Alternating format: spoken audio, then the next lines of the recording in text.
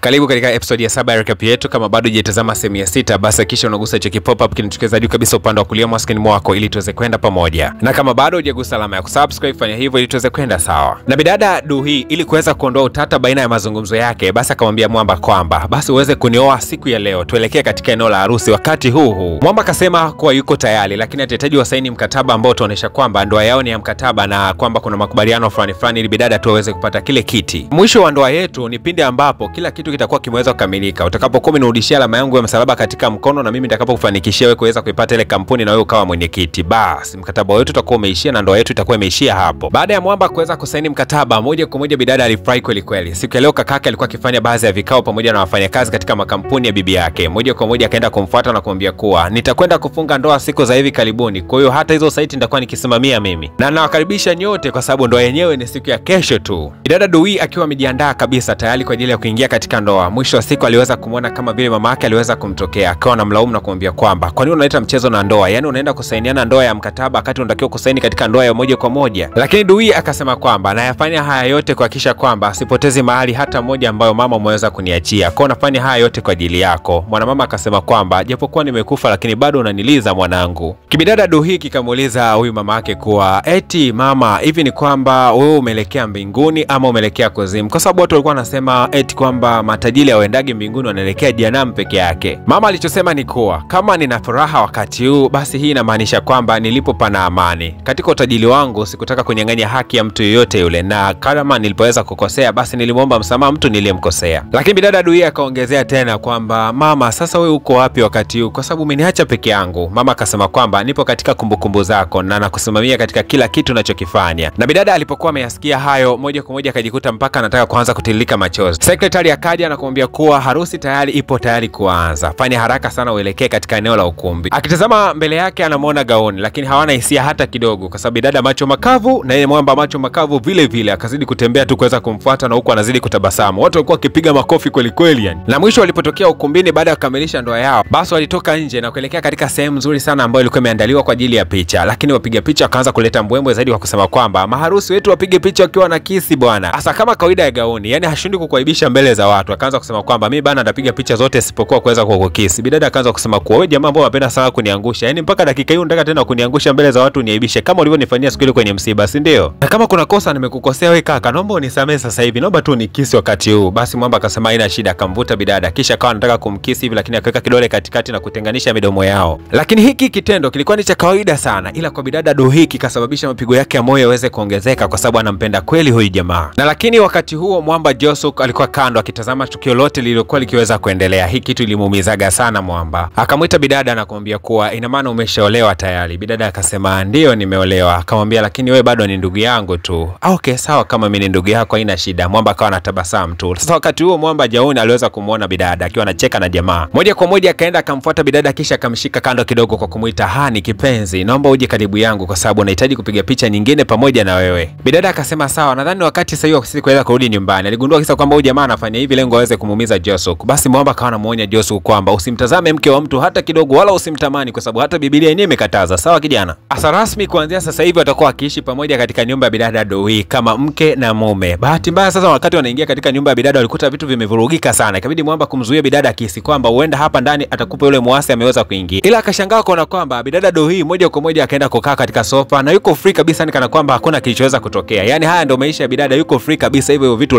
lafu mchafu hata eleweki yani. Mwamba akasema ndio maana sikufunga ndoa ya kweli na wewe kwa sababu mimi wanawake wachafu kama wewe sinaga kabisa ubinao. Moja kwa moja akamshika bidada mkono na akaanza kusafisha nyumba kichawi. Mwamba baada ya kutolewa nje na bidada alikuwa haamini kabisa maisha yake. Akaamua siku leo aanze kumtafuta huyu Mwamba Gawon. Katika kumpeleza pesa katika mitandao akagundua kuwa kampuni yake ilianzishwa mwaka 1977. Na jina la mwanzilishi wa kampuni ya Gawon ni yeye mwenyewe Gawon. Sasa kitu kihaba kinamshangaza ujamaa. Mbona umri wake udogo ni kama ufanani kabisa na yeye kuanzisha kampuni ya mwaka 1977? Huku nyumbani vituko kama vyote, wanandoa hawa bana. Huyu akilala huku mwingine analala huku. Wanaogopana wakati mwingine. Huyu akienda kuoga tu kidogo anajifunika manguo kama vile nini sijui. Nyakati za usiku licha kwamba walikuwa wamelala katika vyumba viwili tofauti, lakini wote walikuwa wakipitia wakati mgumu sana katika kupata usingizi. Mpaka mapema na alfajiri ilipoweza kutimba. Mwamba anashtuka mishale hiyo ya saa 12:30 ya alfajiri anagundua kwamba kuna mtu alikuwa anagonga vitu pale sebleni. Kuja kutazama ni bidada anakunywa maziwa karibia lita 1 hivi, alafu anakomoa vitu kama vyote yani. Bidada Duhi akaanza kumuuliza Mwamba, vipi bana, naonekanaje asubuhi? Kwa sababu huni wanasemaga kwamba ukitaka kuona urembo wa bidada mtazame nyakati za asubuhi. Jamaa akasema kwamba sasa ndo unaje urembo wako wakati sikupendi naye bana, hiyo acha masiala yako bana. Haya sawa kaka mkubwa, basi wiki hii nataka bana nikampeleleze ule mdogo wangu wa mwisho ule No Do Jong. Nahisi kama huyu anashirikiana na mtu ambaye ni mhalifu, kwa sababu aliweza kuniuliza kwamba alama yangu ya msalaba katika mkono ni nzuri sana. Na bidada wakati anakwenda kumchunguza mdogo wake ili asiweze kutambulika, basi akawa anajaribu nguo tofauti za kuweza kuficha sura yake ili asiweze kujulikana na watu wote. Lakini mwamba gauni akasema kwamba kwa nini utumie nguvu nyingi kiasi hicho, yani unahangaika hivyo? Hebu acha bana, usivae kabisa manguo hayo, twende zetu bana. Mwamba alipomshika bidada moja kwa moja akajitokeza katika mabafu ya kiume, na huko aliweza kumkuta mwamba akiwa anajisemesha peke yake akisema kuwa kumuua mtu si issue kabisa na naweza nikamuua mtu yoyote kwa wakati wote ule. Basi wakaanza kumfuatilia kila sehemu mwamba anayokuwa anaelekea, kwa sababu ameamua kumvalia njuga huyu mtu, lazima wamchunguze vizuri. Lakini kumbe bwana mdogo alikuwa akielekea katika masehemu fulani hivi ambayo huwa kuna makabati ambayo yanahifadhi vitu, lakini pia kuna kisehemu kidogo sana cha kuweza kupigia picha. Lakini yeye akawa ameelekea moja kwa moja katika kabati fulani. Alipokuwa akifungua ghafla tu kuna picha ilikuwa imejipiga, kwa sababu hawa wawili walikuwa wamejificha katika chumba ambacho kinapiga picha za automatic. Walipokuja kushtukia kwamba No Do Jong alikuwa anakuja katika mitaa hiyo, ikabidi kutaka kufanya kuteleport, yani kupotea katika maeneo haya, lakini kwa bahati mbaya akagundua kuwa uwezo wake ulikuwa ufanye kazi. Sasa No Do Jong akazidi kusogea hapa kwa sababu amesikia kwamba picha ni kama ilikuwa inapigwa. Moja kwa moja alipokuwa ameingia ikabidi mwamba gauni aweze kumkisi tu bidada kwa uhalisia kabisa ili ionekane kana kwamba kuna wapenzi walikuwa wanafanya romance mitaa hii. Kwa tamaduni za Wakorea ukiwakuta watu faraga, basi unapaswa kuificha sura yako ama mwenyewe kujificha. Lakini kibongobongo hapa mtoto wa watu angekodoa macho mpaka angesubiria show nzima iweze kuisha. Lakini baada ya hapo dogo No Do Jong ni kama alikuwa ameshtukia kitu fulani hivi, lakini mwisho wa siku akaamua kuondoka. Lakini bidada baada ya hapo akaanza kumtafuta mwamba kwa sababu anatakiwa kumfuatilia mpaka mwisho. Mwamba kaenda kuchukua ile picha alikuwa amepiga na bidada. Kuja kucheki hivi picha ikawa imepigwa